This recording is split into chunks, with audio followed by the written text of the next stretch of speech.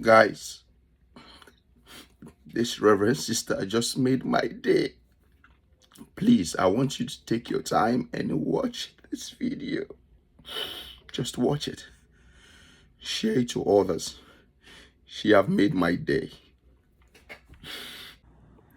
My name is Reverend Sister Dr. Obiageri Zita Iwoha. As women religious, as matured women who have vowed to follow God, our vows are being done in the church. Our commitment is to God Almighty, in the presence of the faithful. So our commitment, each one of us will have to be accountable to God, the one that we have vowed our lives to serve. It is not to people. And for somebody to tell you who to listen to and who not to listen to, I don't think that is really right. That is really crossing human right. And even as women, I don't think it is really fair to tell a whole grown-up congregation, community, who have been serving God for years, you're telling them, go here and don't go there. Everybody knows what is good for them. So please, can we stay away from things that brings division? As St. Paul says, let us build up that which brings us together. Let us stop all this bickering, all this name calling. It's not leading us to God. Trust me, it is not leading us to God. The women we serve in Nigeria are reaching out to me and they're all complaining. We don't know what to do. We don't know who to run to.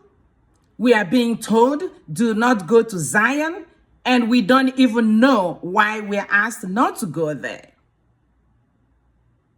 Zion Ministry is a prayer house. Every Christian has the ability to pray, to look for a spiritual support. And that's what Zion Ministry is doing. We are praying. We continue to pray, supporting one another in prayer. There's no other thing happening in Zion Ministry. And if anybody feels that there's something happening in that ministry, please tell us. What we cannot tolerate anymore is all the time distracting a whole ministry, distracting a spiritual leader, distracting somebody who has never interfered in anybody's business. We can't take that anymore. This is an operation, and we can't take it.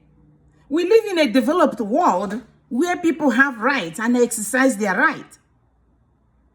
And we cannot allow any single person, any human being, to put us down, because that is what is going on right now.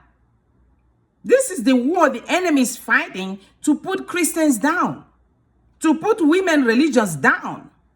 And we refuse to do that because we belong to Christ. We are the brides of Christ. We have the right to worship God however we choose to worship God, which is also in the Christian way, in our Catholic Church. We were taught to pray the rosary. We were taught to say the Angelus. We were taught to attend Mass. And we're all doing that. I have also wondered why nobody talks about people who are Christians, but at the end of the day, they all look for other gods. And we all know them in our churches, even among our own circle. We know them. Nobody's calling them out. It bothers me. I am really worried. And I'm concerned for the young generation, because they're all so confused, and we're confusing them on a daily basis. This cannot continue. I'm telling you, this cannot continue. One thing I know is that our Blessed Virgin Mary is with Evangelist Ebukobi, and we know that she is with us. She is interceding for us. And with God, all things are possible. We can do all things through Christ that strengthens us. No weapon fashioned against Brother Ebukobi will ever prosper. Because he who is in him is greater than he who is in the world. We can do all things through Christ that strengthens us. I want to say thank you for listening to me. And please hold on to your faith. This is a year of jubilee, pilgrims of hope. Let us continue to support one another in prayer. Lift one another up in prayer. Let us continue our fasting. Let us continue to do our good work. This is a time of Lent.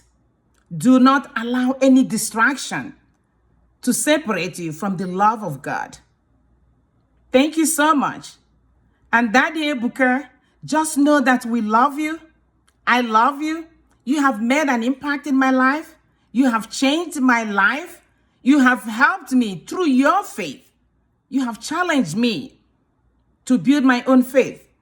May God bless you, protect you, guide you, and support you through all these struggles. You are a winner. Zion Ministry is a winner. And since I joined Zion Ministry, my personal life really has actually been positively impacted through the teaching of our evangelist, Ebukobi. God has used this young man to bring back faith, strength, courage to so many souls that were already missing their steps in their walk with God. The reason I wanted to make this video is to share my personal testimony about what Zion has done and been for me. Since the past 3 years, I've got connected to this wonderful ministry. As a young woman growing up in my little village, in fact, when I was 7 years old, I was introduced to the block rosary. And I grew up in the Catholic Church, praying the rosary, interceding for everybody, family, friends, community. That was the faith I knew. Before I grew up, studied, joined the community life. I have been a missionary for 30 years, working in different parts of Africa, Europe, and now in the United States. I have always worked with women and children. And I know what it means to work with families, especially families that are desperate. There's a lot of desperation in the hearts of Christians and even non-Christians right now.